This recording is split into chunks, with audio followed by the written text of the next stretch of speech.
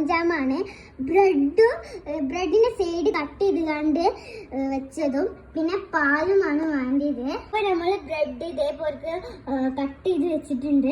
ഇനി പാല് കൂട്ടി കൊഴിക്കണം. അപ്പൊ നമ്മൾ പാലിൽ കൂട്ടി കൊഴിച്ച് റെഡി ആക്കിയിട്ടുണ്ട് ഫ്രണ്ട്സ്. നമ്മൾ ഇതുപോലെ ചെറിയ ചെറിയ ബൗളുകളാക്കി വെച്ചിട്ടുണ്ട്. അപ്പോൾ ഒരു പാൻ എടുത്തിട്ട് അടുപ്പത്ത് വെച്ചിട്ട് ഓയിൽ ഒഴിച്ചിട്ട് നല്ല തിളച്ചതിന് ശേഷം ഓരോ ബൗള് അതിലേക്ക് കൊടുക്കുക. അപ്പോൾ നമ്മൾ പാനിലോട്ട് ഇട്ട് വെച്ചിട്ടുണ്ട്. കാര്യം നിങ്ങൾ ശ്രദ്ധിക്കണം, ചെറിയ തീയിൽ വേണം പൊരിച്ചെടുക്കാൻ കേട്ടോ. അപ്പൊ നമ്മൾ ഗുലാബ് ജാമുൻ ഇവിടെ റെഡി ആയിട്ടുണ്ട്. ഇനി ഒരു പാത്രത്തിലായിട്ട് വെള്ളയും പിന്നെ ഏലക്കായും പഞ്ചസാരയും കൂടി ചേർത്തിട്ട് ഒരു ഷുഗർ സിറപ്പ് ഉണ്ടാക്കാൻ പോവുകയാണ്.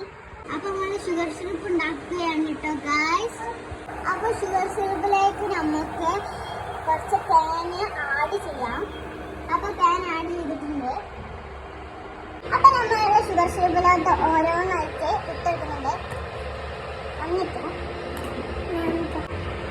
ഷുഗർ സിറപ്പിലോട്ട് ഓരോന്ന് ആഡ് ചെയ്തിട്ട് അപ്പോൾ ഇത് നന്നായി എല്ലാ പാകത്തിലേക്കും ഷുഗർ സിറപ്പ് എത്തിച്ചു കൊടുക്കുക. കുറച്ച് നേരം ഇതിൽ നിൽക്കണം, എന്നാലേ നമുക്ക് ഈ ഗുലാബ് ജാമുൻ ടേസ്റ്റ് കിട്ടുള്ളൂ കേട്ടോ. ഫ്രണ്ട്സ്, ഗുലാബ് ജാമുൻ റെഡി ആയിട്ടുണ്ട് കേട്ടോ. നല്ല ടേസ്റ്റാണ്, നിങ്ങളൊന്ന് ട്രൈ ചെയ്ത് നോക്കണം. പിന്നെ ഈ വീഡിയോ നിങ്ങൾക്ക് താല്പര്യമുണ്ടെങ്കിൽ മറ്റുള്ളവർക്ക് ഇത് ഷെയർ ചെയ്ത് കൊടുക്കണം.